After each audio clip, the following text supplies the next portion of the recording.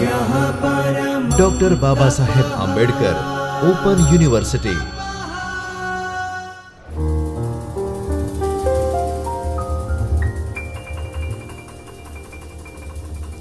નમસ્તે વિદ્યાર્થી મિત્રો, ડૉક્ટર બાબા સાહેબ આંબેડકર ઓપન યુનિવર્સિટીમાંથી હું આસિસ્ટન્ટ પ્રોફેસર માનસી ખટી આપ સૌ વિદ્યાર્થી મિત્રોનું હાર્દિક સ્વાગત કરું છું।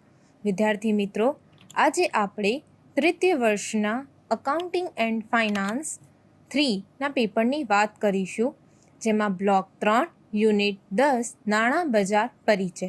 હવે વિદ્યાર્થી મિત્રો, નાણાં બજાર એટલે પરિચય એટલે શું છે કે નાણાં બજાર શું છે, તે કેવી રીતે કાર્ય કરે છે, તેનો અર્થ અને તેના લક્ષણોની વિગતવાર આપણે આ જ લેક્ચરમાં ચર્ચા કરીશું। તો સૌપ્રથમ આજે તે રૂપરેખાથી આપણે સ્ટાર્ટ કરીએ કે આપણે આજે કયા કયા ટૉપિકની ચર્ચા કરીશું। તો સૌપ્રથમ આજે પ્રસ્તાવના જોઈશું, અર્થ જોઈશું, નાણાં બજારનો અર્થ, નાણાં બજારના કાર્યો શું છે તેની ચર્ચા કરીશું। ત્યારબાદ છે નાણાં બજારના લક્ષણો શું છે તે, આદર્શ નાણાં બજારના લક્ષણો શું હોય છે તેની ચર્ચા કરીશું, ને મહત્ત્વ કે નાણાં બજારનું મહત્ત્વ શું રહેલું છે તે આપણે તેની ચર્ચા કરીશું। હવે પછીના જે પણ લેક્ચર હશે તેની અંદર આપણે નાણાં બજારની ભૂમિકા અને માળખું તેની ચર્ચા કરીશું, નાણાં બજારના સાધનો અને ઘટકોની ચર્ચા કરીશું, અને ત્યારબાદ નાણાં બજારના સુધારાઓની ચર્ચા કરીશું। તો આજે આપણે મહત્ત્વ સુધીની ચર્ચા કરીશું કે નાણાં બજારનું મહત્ત્વ સુધી। તો શરૂઆત કરીએ પ્રસ્તાવનાથી। તો પ્રસ્તાવનામાં શું કહેવા માંગે છે કે દેશના આર્થિક વિકાસના મહત્ત્વના માપદંડ તરીકે નાણાં બજાર ખૂબ મહત્ત્વનું અંગ રહ્યું છે। શું કહેવા માંગે છે આ લાઇનમાં કે દેશનો જે પણ આર્થિક વિકાસ રહેલો છે તેની અંદર નાણાં બજાર એ ખૂબ મહત્ત્વનો ભાગ ભજવે છે। હવે વિદ્યાર્થી મિત્રો, તમે જાણો છો કે બજાર બે તરીકેના હોય છે, એમ એક બજાર છે, એક મૂડી બજાર છે અને એક નાણાં બજાર છે। તો મૂડી બજાર એ કેવી રીતે કાર્ય કરે છે અને નાણાં બજાર કેવી રીતે કાર્ય કરે છે તેની ચર્ચા કરવાના છીએ।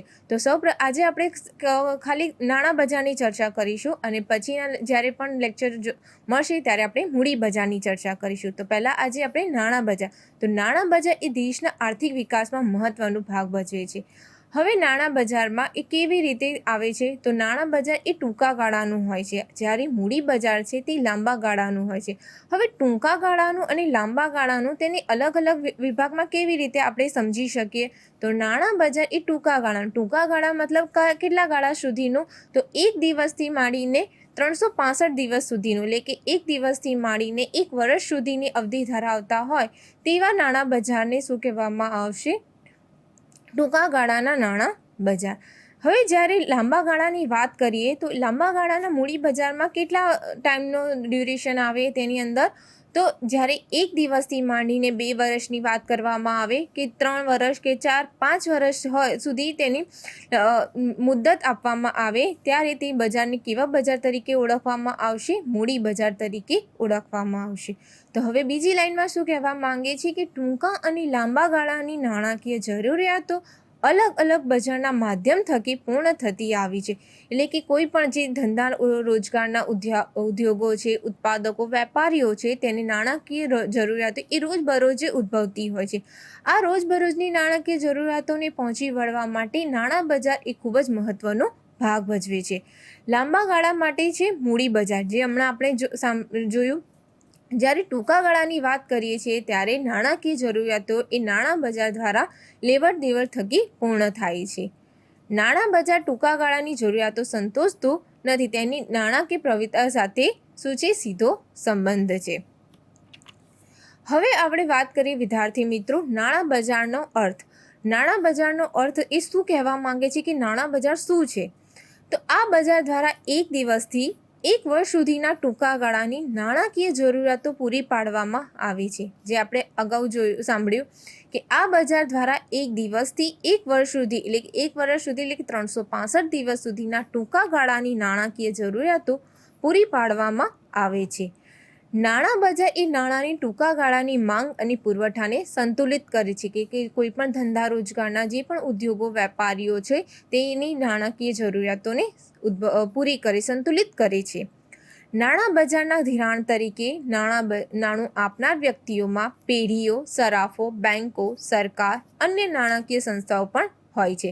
એટલે કે શું કહેવા માંગે છે કે જે પણ નાણાં બજાર છે તેમાં કોણ કોણ સમાવેશ થાય છે. તો જે કોણ નાણું આપે છે તો ઉદ્યોગો વેપારીઓને, તો એવી વ્યક્તિઓ જે પેઢીઓ છે, સરાફો છે, બેન્કો છે, સરકાર છે અને અન્ય નાણાકીય સંસ્થાઓ પણ આ નાણાં બજારમાં સમાવિષ્ટ હોય છે. હવે નાણાં બજાર કોઈ એક જ સાધનોની મધ્યસ્થીઓ દ્વારા નાણાંની લેવડ દેવડ કરતું નથી. કોઈ એક જ સાધન દ્વારા થતું નથી કે જે નાણાં બજાર દ્વારા નાણાંની જરૂરિયાતો પૂરી કરવામાં આવે.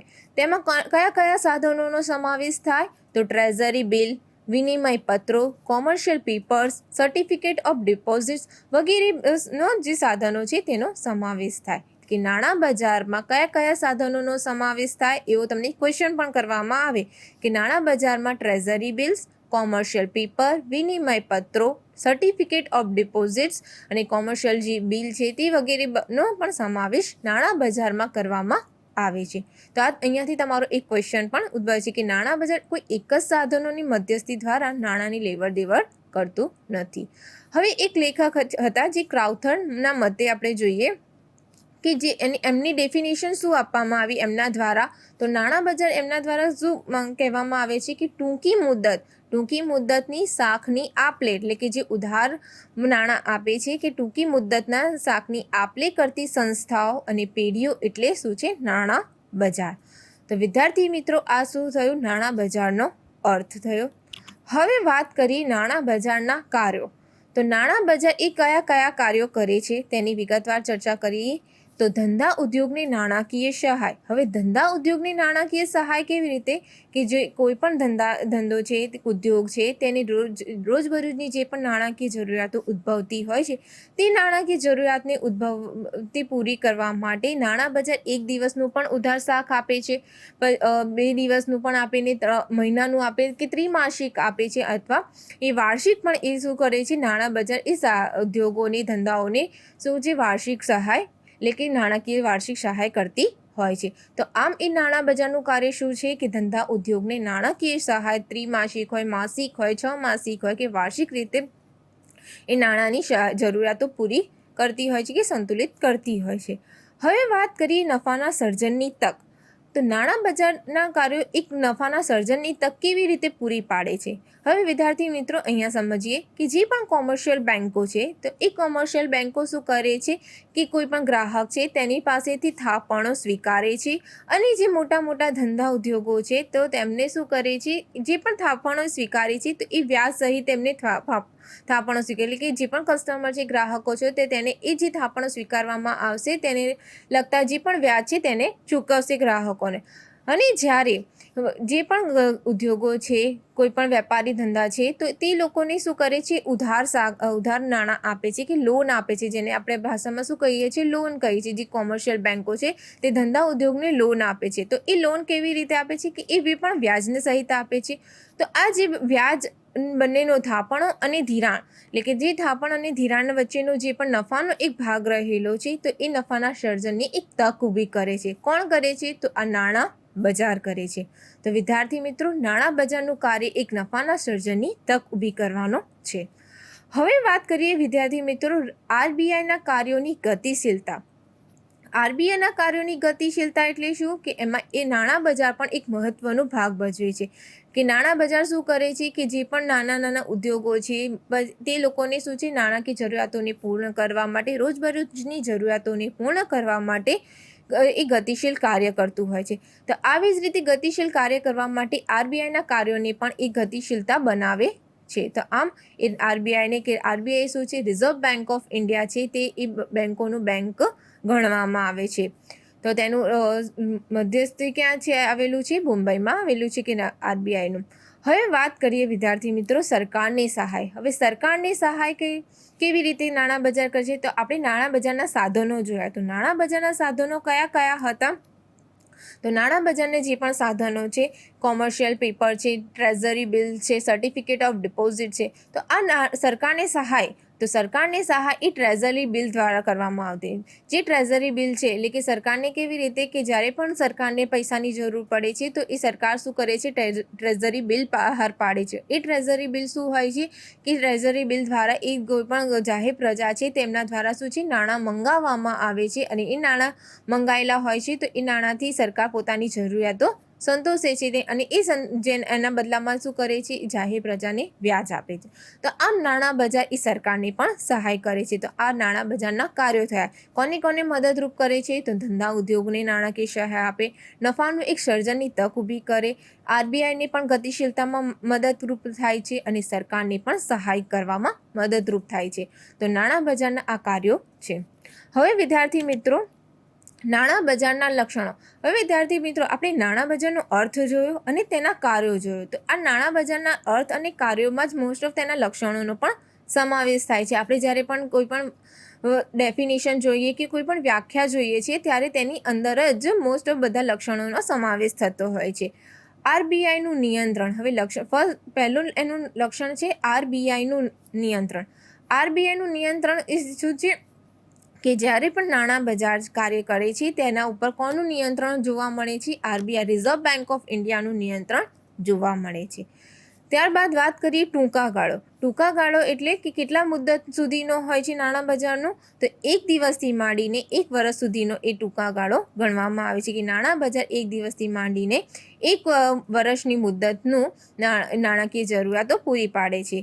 લઘુત્તમ પડતર. હવે વિદ્યાર્થી મિત્રો, લઘુત્તમ પડતર શું છે કે જ્યારે પણ નાણાં બજાર છે 1 દિવસથી માંડીને 1 વર્ષ સુધીની નાણાકીય સહાય પૂરી પાડે છે તો એ નાણાકીય સહાય પણ કેવી હશે, એમાં કેટલી પડતર રહેલી હશે, ઓછી પડતર રહેલી હશે, તો એને આપણે શું કહીશું, લઘુત્તમ પડતર. જ્યારે આપણે 2-3 વર્ષની કે 5-10 વર્ષની વાત કરીએ છીએ તો ત્યારે એમાં વધારેમાં વધારે પડતરનો થાય છે. એટલે કે આપણું શું છે, એક ખર્ચો પણ થતો હોય છે. એ કોસ્ટને એ જે નાણાં જે પણ બજાર છે નાણું ભેગું કરવાનું કે કોઈ પણ રીતે એને કોસ્ટ થતી હોય છે કે પડતર થતી હોય છે. તે નાણાં બજાર શું છે કે એ 1 દિવસથી માંડીને 1 વર્ષ સુધીનું જ હોય છે. તેમાં ઓછામાં ઓછી પડતર થાય છે. જ્યારે આપણે મૂડી બજારની વાત કરતા હોઈએ ત્યારે શું છે, વધુમાં વધુ પડતરની જરૂરિયાત ઊભી થાય છે.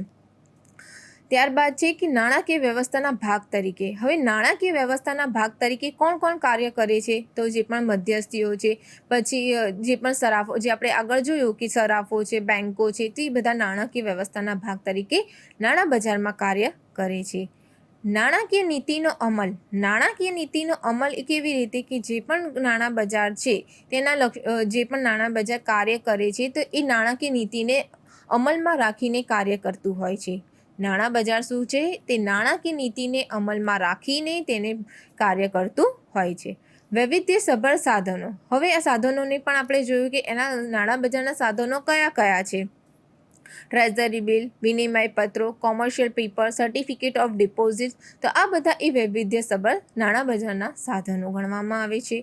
વિવિધ પક્ષકારો. તો વિવિધ પક્ષકારોમાં કોનો સમાવેશ થાય, તો નાણાં બજારમાં 2 પક્ષકારોનો સમાવેશ થાય છે, નાણાં આપનાર અને નાણાં લેનાર. હવે નાણાં આપનારમાં કોણ હોઈ શકે, તો નાણાં આપનારની અંદર કોમર્શિયલ બેન્કો હોઈ શકે, સરાફો, પેઢીઓ, તે એ નાણાં આપનાર છે. હવે નાણાં લેનારમાં કોનો સમાવેશ થાય, તો ધંધા ઉદ્યોગના જે પણ વેપારીઓ છે, ઉદ્યોગકારો છે, તો તેમાં એ લોકોનો સમાવેશ કે નાણાં લેનારમાં સમાવેશ થાય છે. બજારના પ્રકાર. હવે બજારના કયા પ્રકાર છે, તો સંગઠિત પ્રકાર અને બજાર છે અને એક અસંગઠિત બજાર છે. તો આ બજાર શું છે, બંને રીતે કાર્ય કરે છે. નાણાં બજાર એ સંગઠિત રીતે પણ કાર્ય કરે છે અને અસંગઠિત રીતે પણ કાર્ય કરે છે. હવે દલાલો. નાણાં બજાર એ કેટલા વર્ષનું હોય છે, ટૂંકા ગાળાનું હોય છે. 1 દિવસથી માંડીને 1 વર્ષ સુધીના મુદત ધરાવતું હોય છે. હવે આ 1 દિવસથી માંડીને 1 વર્ષ સુધીનું હોય તો દલાલોની જરૂર પડે ન પડે, કારણ કે 1 દિવસથી માંડીને કોઈ પણ હોય તો દલાલની જરૂર પડતી નથી. પરંતુ જ્યારે મૂડી બજારની વાત કરીએ તો તેની અંદર 2, 5, 10 વર્ષની વાત કરવામાં આવે ત્યારે એ દલાલોને પણ નાણાંની હેરફેર કરવા માટે દલાલોની જરૂર પડતી હોય છે. આથી નાણાં બજારમાં કોઈ દલાલોની જરૂર પડતી નથી. તો આ નાણાં બજારના લક્ષણો હોઈ શકે છે. હવે વિદ્યાર્થી મિત્રો, આદર્શ નાણાં બજારના લક્ષણો એ હતું એ નાણાં બજારના. હવે આદર્શ જ્યારે નાણાં બજારની વાત કરીએ તેમાં સુસંગઠિત બેન્કિંગ વ્યવસ્થાનો વિકાસ. જ્યારે નાણાં બજાર છે તે સંચાલિત રીતે કાર્ય કરતું હોય છે, ત્યારે બેન્કોનો પણ ધીરે ધીરે શું થાય છે, વિકાસ થતો હોય છે. તેમાં ધિરાણની જે પણ થાપણ લઈને ધિરાણ આપવું એ પણ એક સુસંગઠિત બેન્કિંગનો વિકાસ જોવા મળે છે. ત્યારબાદ વાત કરીએ કેન્દ્રીય બેંકનું અસ્તિત્વ. હવે કેન્દ્રીય બેંકનું અસ્તિત્વ શું છે કે જે આપણે કોઈ પણ દેશ છે તેમાં કોઈ પણ એક કેન્દ્રીય બેંકનો સમાવેશ થાય છે. એ કેન્દ્રીય બેંકમાં જે પણ નાણાંઓ છે તે પણ એ શું છે નો વિકાસ કરવા માટે, અલગ અલગ નાણાકીય જરૂરિયાતો પૂરી કરવા માટે થાય છે. નાણાં બજારના સાધનોની પર્યાપ્તતા. નાણાં સાધનોની શું છે, પર્યાપ્તતા છે, એટલે કે જે પણ નાણાંઓ છે, નાણાં બજાર દ્વારા નાણાં મેળવવામાં આવે છે તે જરૂરિયાતોને પૂરી કરતી હોય છે. પેટા બજારોનું પણ અસ્તિત્વ રહેલું છે. પૂરતા નાણાં ભંડોળો જોવા મળે છે. તો આ બધા શું છે, નાણાં બજારના વિવિધ લક્ષણો છે.